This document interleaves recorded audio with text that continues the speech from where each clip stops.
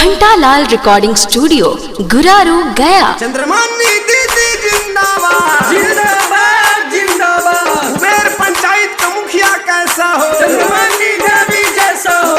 फूल छाप जिंदाबाद जिंदाबाद जिंदाबाद। अबरी बटन कहाँ दबेगा, फूल छाप जा रहे फूला छपनी सनवा गे दीदी सिरहनवा ले के सूती है, फूला छपनी सनवा गे चाची सिरहनवा ले के सूती है, संझिया बिहनवा गे दीदी बटनवा दबेला सीखी है, संझिया बिहनवा गे चाची बटनवा दबेला सीखी है।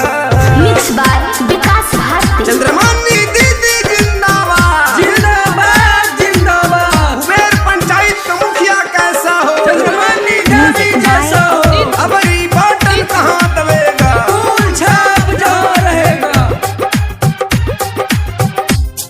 कुबेर पंचायतवा में कथा बनाई है, चंद्रमानी दीदी के अबरी मुखिया बनाई है, कुबेर पंचायतवा में कथा बनाई है, भूषण हमर भैया के सब लजिया बचाई है, ग्राम संख्या 5 पर भैया बटनवा अबरी दवाई है, ग्राम संख्या 5 पर चाचा बटनवा अबरी दवाई है, चंद्रमानी दीदी के भैया मुखिया अबरी बनाई है, भूषण हमार भैया के चाची लजिया अबरी बचाई है।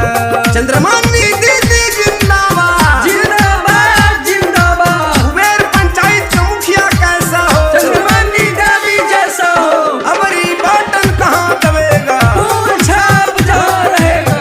फूल छाप जिंदाबाद जिंदाबाद जिंदाबाद। कोई कितनो काही लेकिन झांसा में न जाई है, फूलवे निशानवा पर बटन दबाई है, कोई कितनो काही लेकिन झांसा में न जाई है, चंद्रमानी दीदी के अबरी मुखिया बनाई है, भंटा लाला गावेला गानवा बतिया नहीं कोई भूलई है, भंटा लाला गावेला गानवा बतिया नहीं कोई भूलई है, भूलावे निसनवा पर भैया बटनवा सब कोई दवाई है, ग्राम संख्या 5 पर भैया बटनवा सब कोई दवाई है,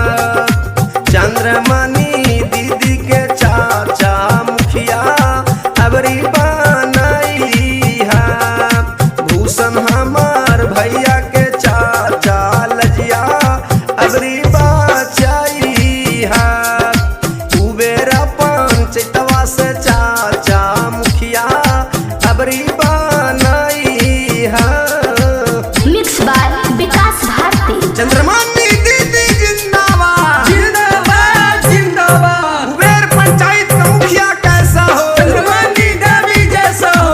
अबरी बटन कहाँ दबेगा, फूल छाप जा रहेगा। फूल छाप जिंदाबाद जिंदाबाद घंटालाल रिकॉर्डिंग स्टूडियो गुरारू गया।